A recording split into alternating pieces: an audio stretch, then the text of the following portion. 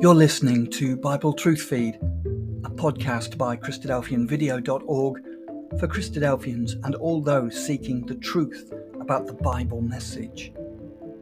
Join us now as we present our latest episode. Summary of last week. What did we learn about last week? It was a few days ago now, but can you remember? It was chapter 4, Cain and Abel, right. Okay, so we learned about Cain and Abel. Before that, we learnt about Adam and Eve, and before that, the creation. But the themes that we've seen already within scriptures continues in today's section.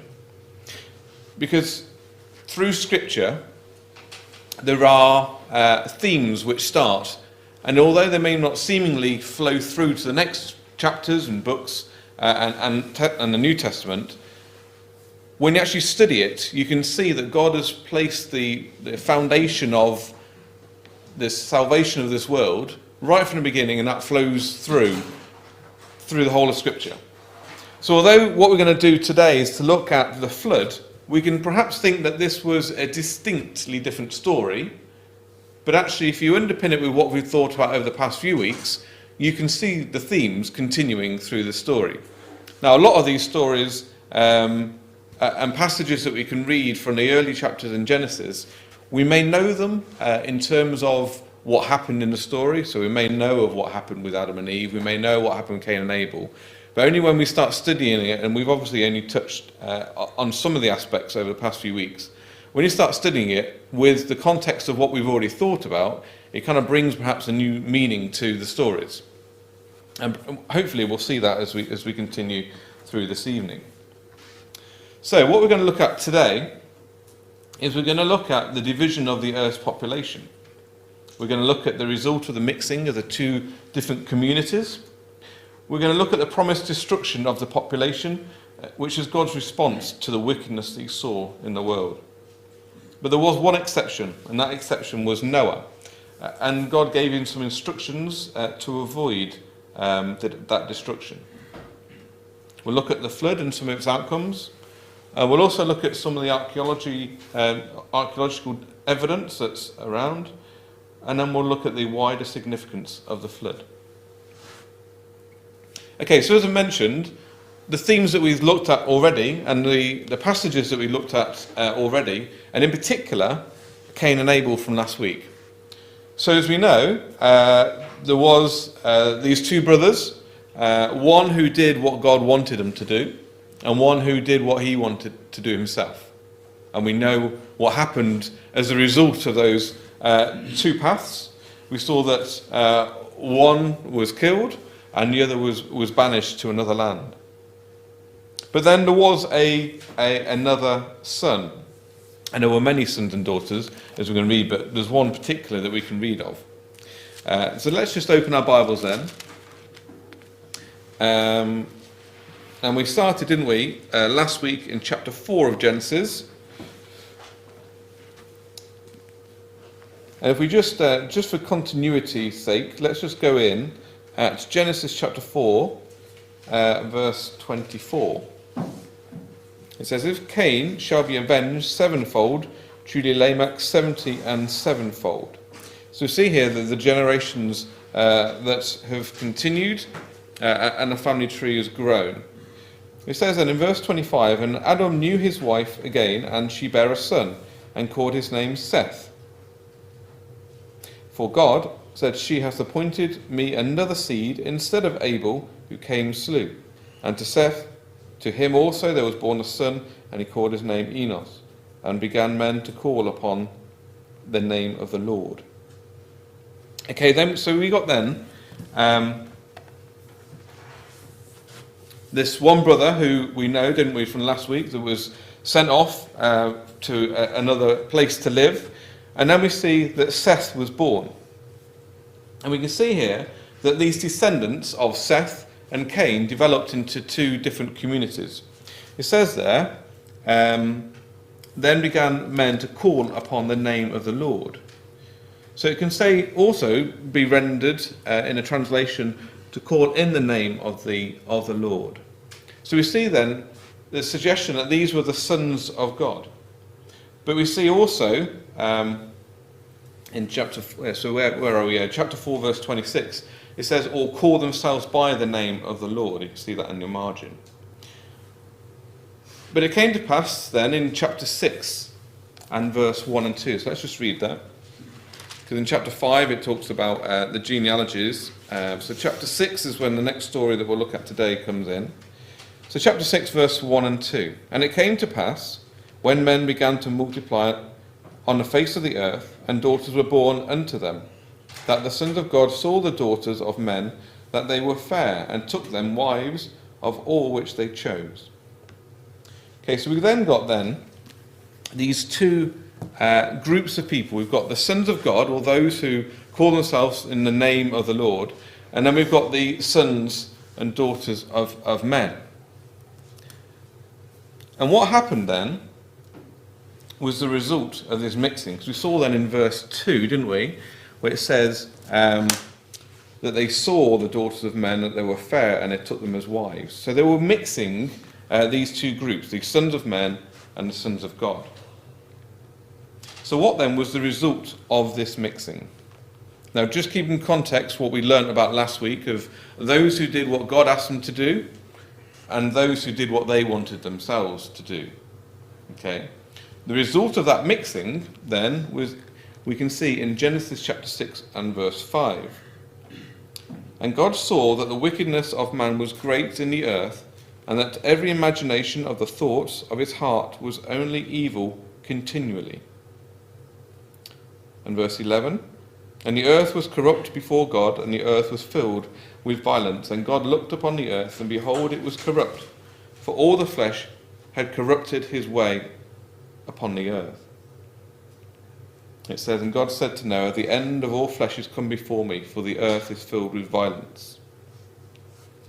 So we see then the result of this mixing was that those who followed God and those who followed after their own lusts and did what they wanted to do, you put them together, and what happens? Question. They breed bad people. Right. So there's an example. That's exactly right. There's an example in the New Testament which tells us exactly this. I think is it on the screen? Yeah. So in Galatians chapter 5 and verse 9, we won't look it up because it's just a few words, but in Galatians chapter 5 and verse 9 it says, a little leaven leaveneth the whole lump. So this concept then of cooking or baking, you put a little bit of leaven and it leavens all of it. So if you put a group of righteous people and put a few people in who want to do what they want to do, what happens? The result of that mixing is that, like the bad apple, I guess, in the fruit bowl, what happens? It spreads to the others. It doesn't get consumed by the goodness, it's the other way around. And this is what happened in the time of Noah, where there was these two groups of people, you mix them, and what happens? And we've got a nice picture then of a loaf of bread. You know, it leavened all of it. So this is what happened over the years. These two groups resulted in mixing, and that result of that mixing meant that God saw that the world was corrupt and that it was filled with violence. But there was one exception. So we read then in Genesis 6, if you're with me, Genesis 6 and verse 8 and 9.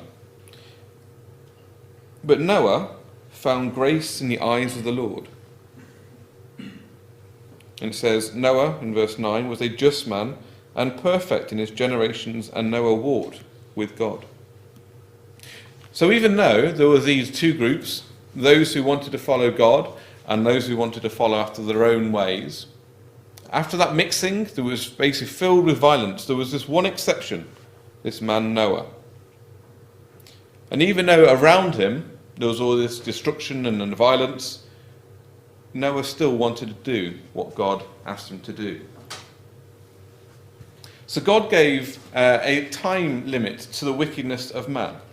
It was 120 years, and for most of this time, we can imagine, can't we, as we know that Noah was righteous, that he would have tried to persuade or preach to those around him that they should still follow God.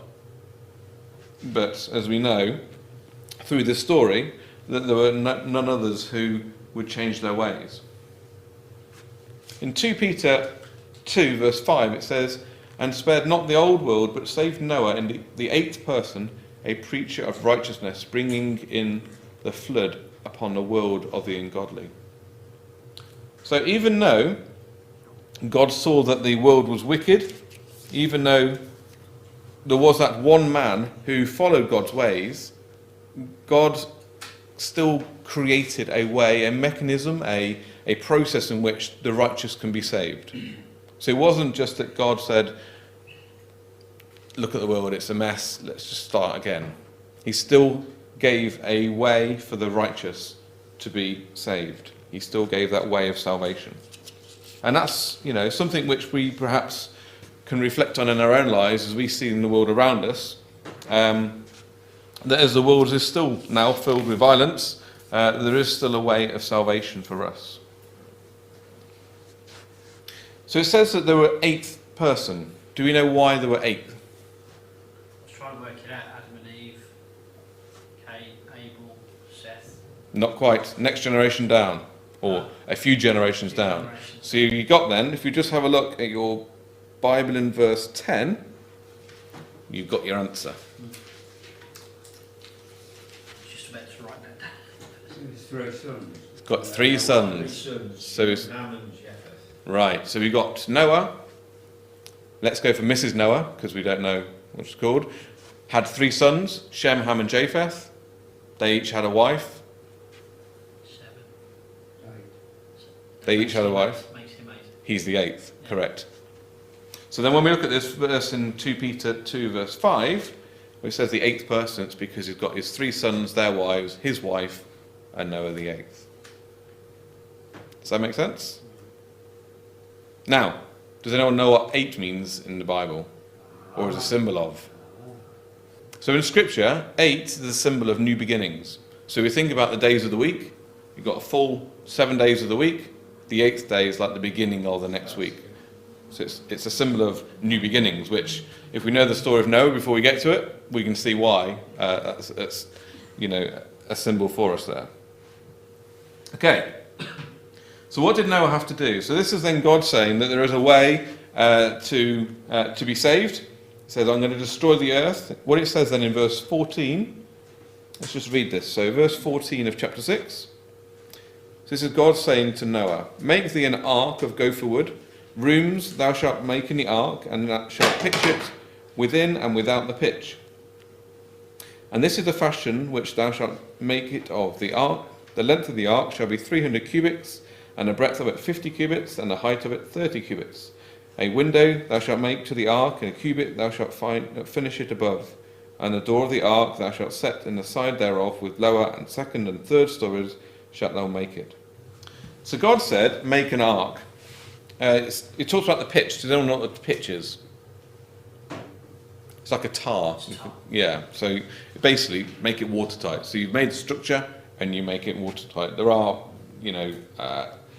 symbols that we can go into, which we perhaps can look at later if there's time. However, what we're then told is he's going to make an ark. We're told the length of it is 300 cubits, the breadth 50 cubits, the height 30 cubits. There's going to be a window, there's going to be a door, and there's going to be different stories within it, 3 stories within the ark. Okay? So, it's roughly about 172 metres long by 29 metres wide by 17 high. Okay, so it's large. I won't go through all of this, but it says 1,000 rail freight carriages could load such a vessel. So, what happened? Let's just quickly scan through some of these, because I think there is quite a lot we're going to get through this evening. So, there was 7 days warning before the rain was going to come into the earth. Now, it hadn't rained before this time. Talk about the firmament coming down. We had a chat about this last week. The firmament came down and watered the ground and went back up. They hadn't seen rain. Yeah. Now, for God to say to Noah, build this boat, I would suggest to you, and this is not a scriptural statement, which, I get shot down for this, I suspect he's probably done this near some form of forest. is my suggestion. Probably didn't do it near a lake because there wouldn't be any trees there. If you're going to build a boat of this size, it's going to be somewhere near a wood or a forest. I'd suggest to you where you got the timber from. That's my suggestion. Don't know. The reason I say it's probably near a forest is the fact they hadn't seen any rain. The only boats that they would have had would be to go on lakes and such things. Building a boat of this size, you wouldn't be able to move it to a lake or a river or a sea. So there would have been some faith, I think, for Noah to build such a big boat that he wouldn't know how to move to water, having never seen rain. Now God has said, do this thing, and he's just gone and done it. Now, why I mention all of that was it says that he was in the ark for 7 days before it rained. Now, for a man who spent so many years building a boat, he's then been called into the boat after the animals are in there to be in the boat. God closes the door. Nothing happens for 7 days. I think there's also some faith there as well. God said it's going to rain, build this boat, come into it. For 7 days, that's quite a long time. It feels like a long time ago since we were here last week. But that's just 7 days ago. And he was in this ark with these animals. It's not raining. Okay, so we read then, didn't we, verse 1 of chapter 7, that Noah and his family were sealed in the ark. Okay? Then it rained for 40 days. We saw that in verse 4, didn't we? And I will cause the rain for 40 days and 40 nights. Okay, we see then in there's a bit of a summary down to verse 10, then it goes through it again in verse 11. In the 600th year of Noah's life, and in the 2nd month and the 17th day of the month, this same day were all the fountains of the great deep broken up, and the windows of heaven were opened. So it started raining, and the rain was on the earth 40 days and 40 nights. It then reiterates who was in the ark in verse 13. The selfsame day entered Noah and Shem and Ham and Japheth and the sons of Noah and Noah's wife and the 3 wives of the sons with them into the ark. So it kind of reiterates who those 8 were. Okay? So, we then read that the waters prevailed upon the earth in verse 18. Shut him in, verse 16. The Lord shut him in. Yes. So that's important. So it wasn't the fact that Noah closed the door, it was God who closed it behind them. Okay? He then says that the waters covered the mountaintops and all flesh died, apart from obviously those that were in the ark. We see that in verse 20 and 21. How about the fish? The fish were fine. Fish were fine. Fish were fine. Because it doesn't say. Fish lived in the water. Yeah, it doesn't say anything. It just says the beasts of the earth, the creeping thing, the cattle and the fowl. It doesn't say anything about the fish. Now, interestingly, there are other passages in the prophets where it talks about all the creation and basically undoing God's creation, including the fish. Obviously, in here, the fish were fine. In fact, they were probably quite happy. They had lots more. Yeah. More places to swim, I guess. Yeah.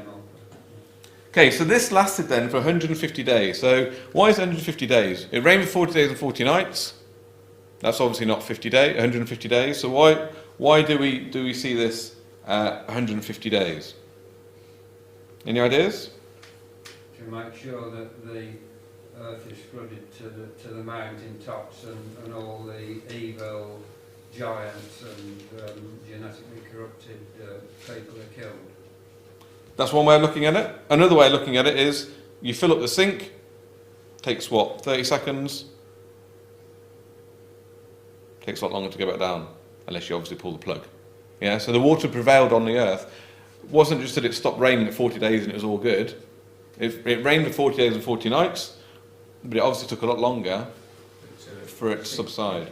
In 720 it says the waters prevailed 15 cubits upwards. Yeah. So well, that's in its height. That's in its height. Yeah.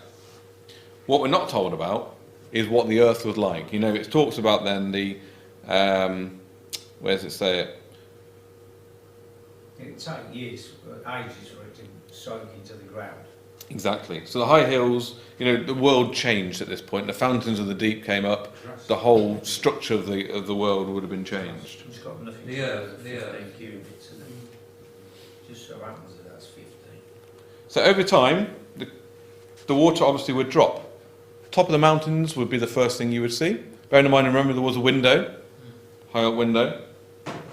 In chapter 8, verse 4, and the ark rested on the 7th month, on the 17th day of the month, upon the mountains of Ararat. Okay, so the waters subside, and obviously the mountains are obviously the first thing you would see. After then another 40 days, the window was open, and a raven and a dove were sent out, but there was nowhere suitable for them to stay.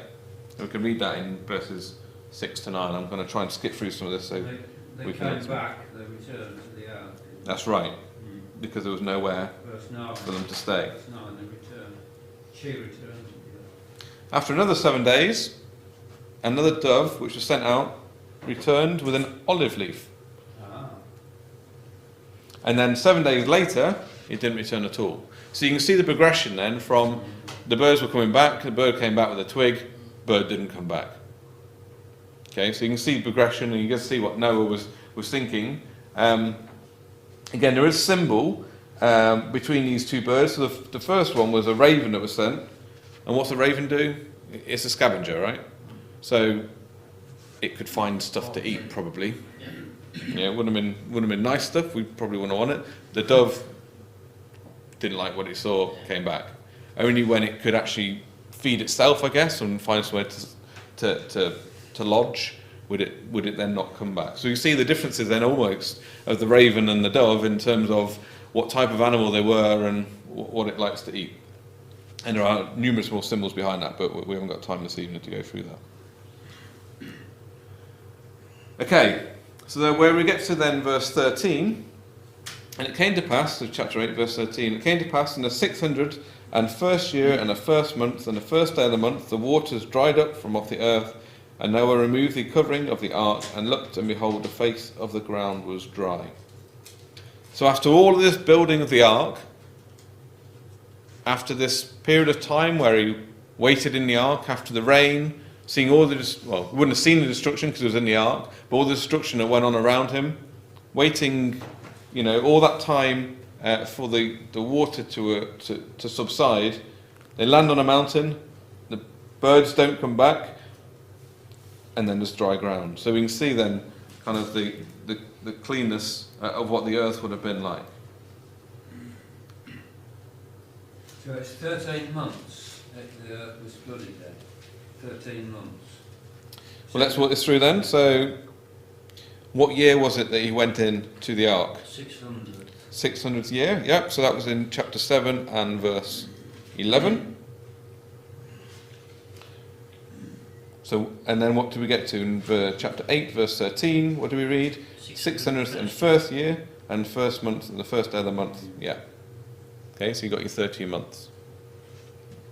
A long time, isn't it, to be in a boat? Yeah.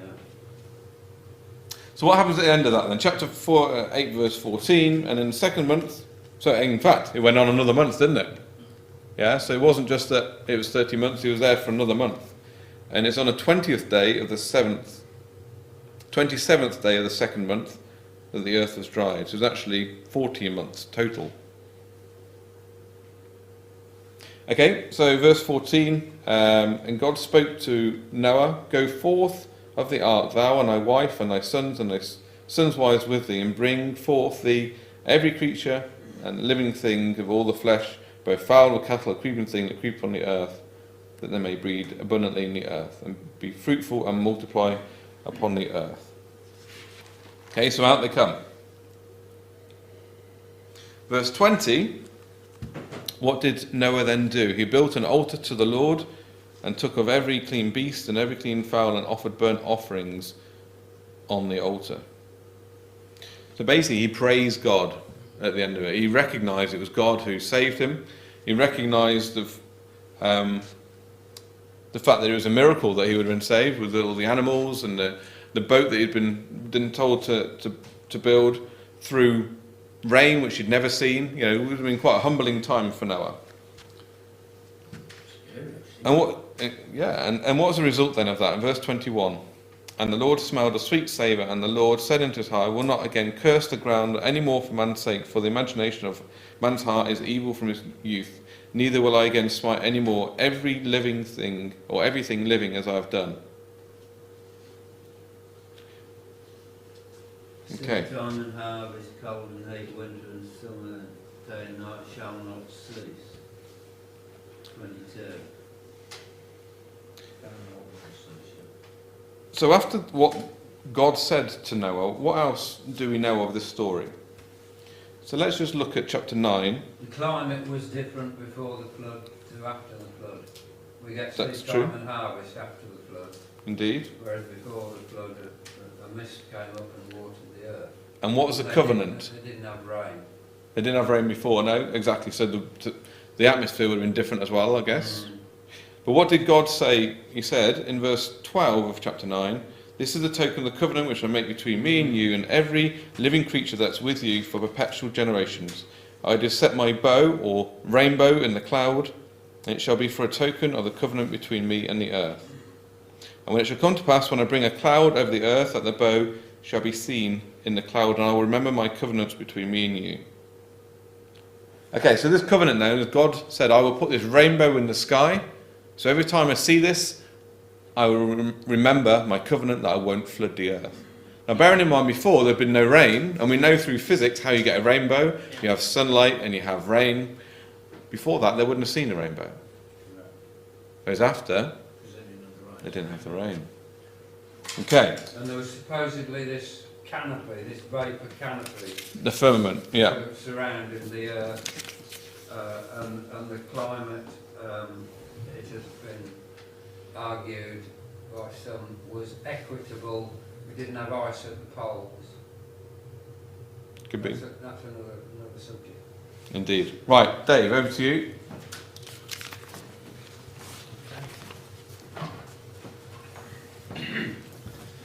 Thanks, David. So we're picking up then on on page 47 of the notes. So the sort of headings that we're up to was the flood and Noah's escape feasible? So all these things that we've been considering, obviously we've considered the literal facts as they are stated in the scriptures. It's an extraordinary account, no one can deny. But some people may think that it's too extraordinary, we just can't believe that. Now there are various arguments that can be put forward as to whether the flood did cover the whole world or whether the flood was just a localised flood. I think there are reasonable arguments for both. There's various questions have been asked. Well, if it was not a worldwide flood, why did Noah have to build the ark? He could have walked somewhere to safety in 120 years that it took him to prepare it. Why was it so big? The ark was huge. It was more than big enough to hold the animals of the local area in Mesopotamia where Noah was. It was big enough to hold all the animals in the world. I think that's been the two or the sevens. That's been proven. Why were birds sent on board? They could have flown away. All those sorts of questions as to why. An argument that it had to be a worldwide flood. But then on the other hand, I think there are arguments as well as to why it was local, because the purpose of the flood ultimately was that God would destroy all flesh. Now, if mankind wasn't across the whole world, why would God need to flood the whole world? He only needed to flood the part where man was. Animals would have spread.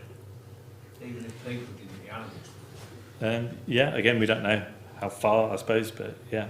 It says back here something about everything that breathes. Everything that was. Yeah, it did say. Breathed. All flesh died. Is it chapter 7, verse 21? All flesh died that moved on the earth, birds, cattle, beasts, and every creeping thing. But yeah.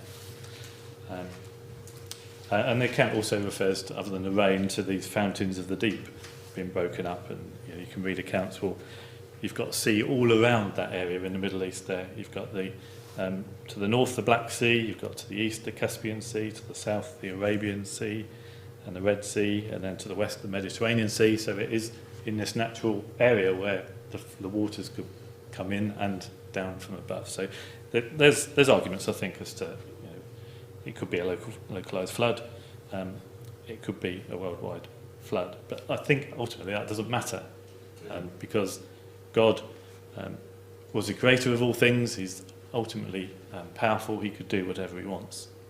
And Jesus said of God, didn't he, that with God all things are possible. And that's, I think, what we need to bear in mind, that this account did happen because that's what God has recorded for us. The Bible's not supposed to be a science textbook that's got the answers to everything. It's got what God has intended us to know about his plan and purpose. And that's what he's told us. All the things that we've considered, that was the purpose of the flood. But just in terms of the evidence of a flood, there is some. So in the notes we've got a section here on page 47. Famous British archaeologist Leonard Woolley. He was working in Mesopotamia in 1929. He was investigating the tombs of the kings near the ancient town of Ur in this area, and they found this peculiar sort of thing when they dug down these big pits, sunk shafts into the ground, and there was this layer, it's number 3 on here, this band of clay about 10 feet thick. So you've got items that were found above, and then just below that similar items being found, but then this almost unexplainable, except for there was a flood, big band of clay, all these silt deposits that would have been deposited as a result of this flood. So there is definitely evidence, archaeological evidence of the flood. We've then got this little section at the bottom of page 47 about the fact that there are accounts of a deluge in many cultures. So 33 separate accounts of the flood in cultural records. It's got a list of all the different countries, and it quotes here in the notes from the Polynesian record. The hero of the account is one called Nuru, and I think he had a wife called Lily Noe or something like that. Yeah, Lily Noe, on page 48. So, and the stories are similar, but obviously they have differences in the different cultures. And that strongly suggests, doesn't it, that there's this collection of accounts of this similar, or this same incident, but the accounts have lost accuracy. No, this is other side of the world. This is Hawaii. So that's right, yes.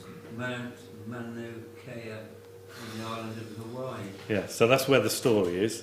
But obviously they're all of a similar flood that took place. Polynesian, yeah. And so it suggests that it's a common. The story is from a common origin. This great flood that happened in Noah's day, but the events or the story has got changed depending on how far it's spread and where it's sort of ended up, sort of thing. But they all come from the same account. So that's just a little bit of evidence, as it were, as to why it's feasible. But what we want to do really is move on to the wider significance of the flood and spend some time doing that. So in the notes, I just want to read this first sort of sentence or two under the wider significance of the flood, because we have a pattern in Noah's day that we see again, once or twice even, through time. So it says in the notes here, according to the Genesis record, the flood came on the earth because of the extreme growth of wickedness and godlessness, and because the earth was filled with violence. It says warnings were given and much time elapsed before the destruction ensued, and this was to set a pattern for the future. We read that. So wickedness and godlessness, we've seen that there's wickedness and godlessness. That's why the flood came upon the earth. Then there was these warnings given. We've considered how that Noah was this preacher of righteousness. So for 120 years potentially, he was warning those that were mocking him for building this huge boat on dry ground with no rain. And then the judgment came and the outcome. And that was twofold, wasn't it? So the outcome of God's judgment was that the wicked were destroyed, but the faithful, like Noah and his family, they were saved in the ark. And that's an amazing pattern, as we hope to just quickly see as we just look through time, because that repeated. And so, as the notes continue to say, on page 48, this was a pattern for the future. And so in New Testament times, this pattern... So in New Testament times, so we've got this quote from 2 Peter chapter 3, verses 3 to 7. And we see this pattern really clearly, I think, in this passage. So let's just have a look at it. It's in the middle of page 48. So in verses 3 and 4, we see this sort of repeated pattern of wickedness and godlessness being in the world. So Peter wrote that, knowing this first, that there shall come in the last days scoffers. This is the last days of the Jewish sort of days, the Jewish times. Scoffers walking after their own lusts and saying, where is the promise of his coming? For since the fathers fell asleep, all things continue as they were from the beginning of the creation. So there's this similar sort of thing, isn't it, to Noah's day, when men just wanted to please themselves. They weren't interested in God or anything else. So then there was a warning given, so verse 5 and 6. For this they were willingly ignorant of. They didn't want to listen to the warnings, they were ignorant. That by the word of God the heavens were of old, and the earth standing out of the water and in the water, whereby the world that then was, being overflowed with water, perished. So here's Peter quoting the flood. Look, this happened before, the warnings were given because of wickedness, and nobody listened. And it's happening again. And then verse 7 there in that quote. But the heavens and the earth which are now, by the same word, are kept in store, reserved unto fire against the day of judgment and perdition of ungodly men. And so there you've got the judgment and the outcome again. And it all happened. It all happened in New Testament times. So Peter was warning that just as this happened in the days of Noah, there was this judgment and the people scoffed at Noah at that time. And the world, however, was destroyed by water, as God had said. He said it's going to happen again, and you'll be destroyed by fire this time. This was talking about the Jewish world in New. But then, the third repeating of this pattern is the most significant, really, because it relates to us. So Jesus spoke of this repeating pattern of Noah's day, referring to the days that we live in now, because it's the days when he said he would return, the days of his second coming. And we know he's not here yet. So that's what's referred to in Matthew 24, verse 37 to 39. So this is on page 49 in the notes. So this is the repeating of the pattern again, as the wickedness, the godlessness that's in the world that would be judged. And so let's just read those words in Matthew 24. Jesus said, as the days of Noah were, so shall also the coming of the Son of Man be. So clear reference to the days of Noah, this pattern that's repeating again. He said, for as in the days that were before the flood, they were eating and drinking, marrying and giving in marriage, until the day that Noah entered into the ark, and knew not until the flood came and took them all away, so shall also the coming of the Son of Man be. And so we can see that a pattern in the wickedness that was in the earth in Noah's day, in our own days. There are three things that have been referred to, sort of self-reliance, and every imagination. We read, I wrote a little note down when we were reading it earlier, in Genesis 6 verse 5. God said what was wicked in the earth was every imagination of the thoughts of man's heart, that it was evil. So there's this self-reliance. Man thinks that he can do everything, he can work his way out of everything. But it won't be the case, not when the judgments of God come. Referred also to the earth being filled with violence in Noah's day, and that's clearly a big feature, sadly, of our world in which we live today.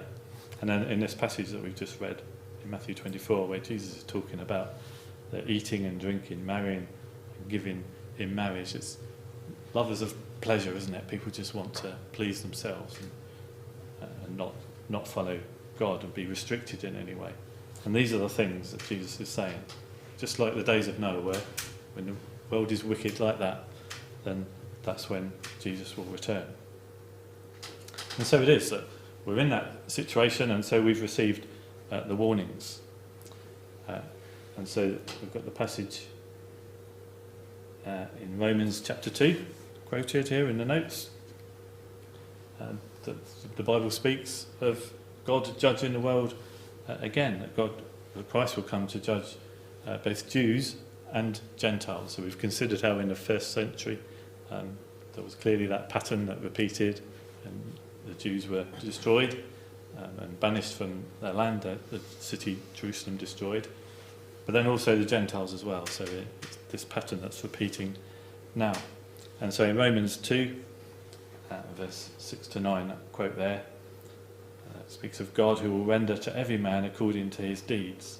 To them who by patient continuance in well-doing seek for glory and honour and immortality, he will render eternal life. But unto them that are contentious and do not obey the truth but obey unrighteousness, he will render indignation and wrath, tribulation and anguish upon every soul of man that doeth evil, of the Jew first, and also of the Gentile. But yeah, Paul said, didn't he, that God has appointed a day in which he will judge the world in righteousness. That's what's going to happen. And yeah, exactly what's in this passage, isn't it? That we'll render to every man according to his deeds. So yeah. But also, so we're thinking now about this second period, aren't we? So we've got the wickedness and godlessness, and so the warnings are given and time elapsed. So just as in Noah's day he preached for this 120 years, the people had an opportunity, a long opportunity, ample opportunity to listen to the warnings, to turn to God and be saved. But they didn't, apart from the 8 in Noah's family. And it's the same now. You know, the scriptures say that God is patient, he's long-suffering.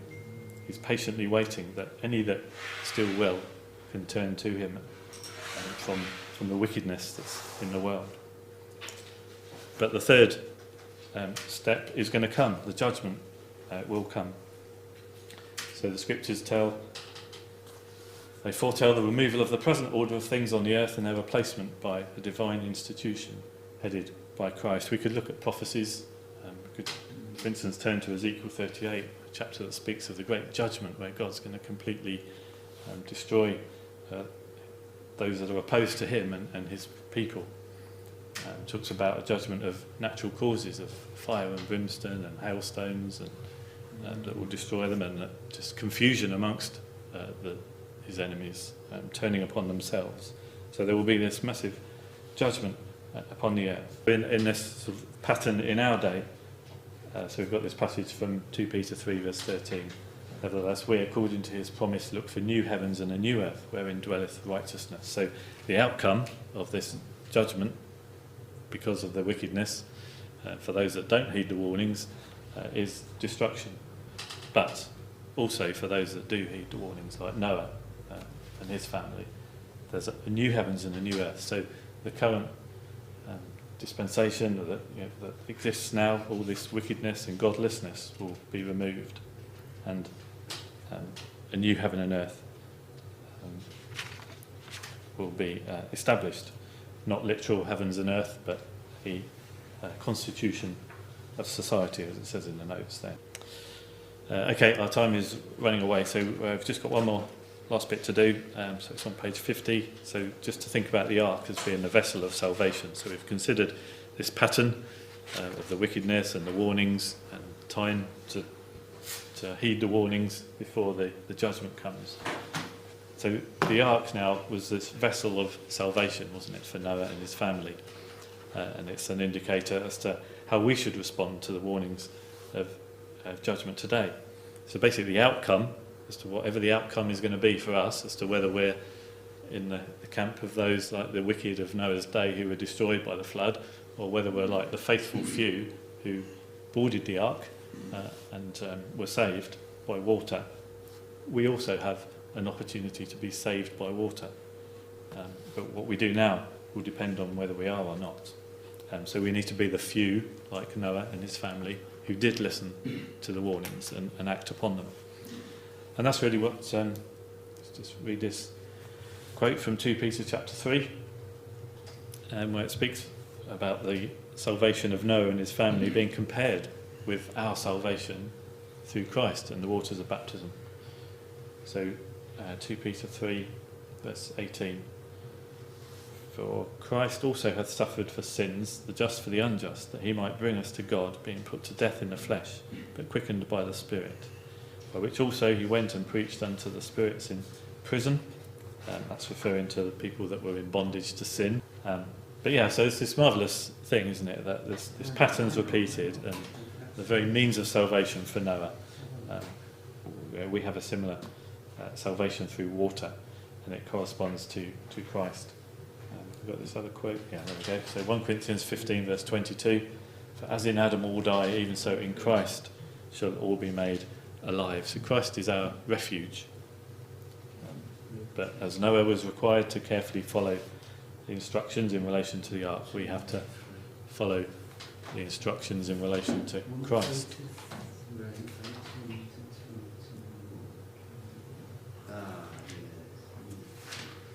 You got it? Yeah? 1 Peter 3. That one. So I realise we're rushing on a bit. Yeah, there's a lot in here, but our time is gone. But yeah, so just really to where we got up to now. So we were talking about this reference, weren't we, in 1 Corinthians 15. So it's necessary, as Noah followed the instructions to be saved in the ark, so we need to follow the instruction as to how we are saved through Christ, which is by baptism. And as an example of baptism, in the notes here in Acts chapter 8, in the days of Paul, where an Ethiopian, Paul came across an Ethiopian, it wasn't Paul, was it? It was Philip, came across an Ethiopian eunuch, and he explained to the Ethiopian what he was reading in the prophecy of Isaiah, because he wanted to know what he was reading. And once he'd understood essentially the gospel message, then he said, here's water, I want to be baptised, basically, and they went down into the water. So just in a little nutshell there, we see that belief is involved and full immersion in terms of baptism in water. And that's the process whereby we can escape the lot of man. So where everybody else who's in that wicked and godless camp, they're going to be destroyed because they don't heed the warnings. Whereas the few that do heed the warning and are baptised into Christ can be saved and can escape the end that's coming to the rest of humanity, as it were. So this reference here in 2 Peter chapter 1 verse 4 perhaps just summarises that we're given exceeding great and precious promises, that by these you might be partakers of the divine nature, having escaped the corruption that's in the world through lust. So that's what we need to do, escape that corruption, and it's an escape on a par with... The world is cosmos, that's cosmos in the Greek. Okay, yeah. Yeah. One of the three Greek words for the world. Right, yeah. So many different topics we're touching on here, it's great, but yeah, it just shows the wealth of information there is in the scriptures, isn't there, and study that's available. Obviously we're trying to touch on things at quite a high level here to get through, but yeah, Noah escaped through the vessel of salvation, which was the ark. We need to escape God's coming judgments through water as well, through the waters of baptism. I think that's probably where we should leave it there.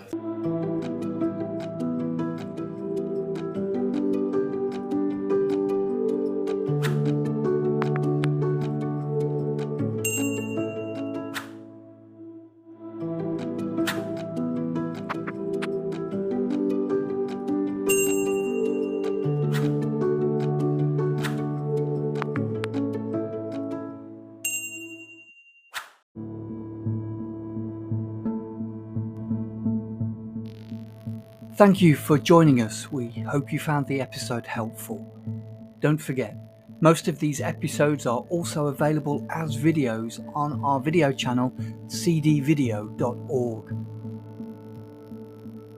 So head over and take a look. If you have any comments or questions or suggestions, please get in touch or leave us a voice message. We love to hear your feedback. You can email us at btf@cdvideo.org. If you enjoyed the episode, then please share it with others. Until next time, may God bless you in your studies and your walk towards God's kingdom. Amen.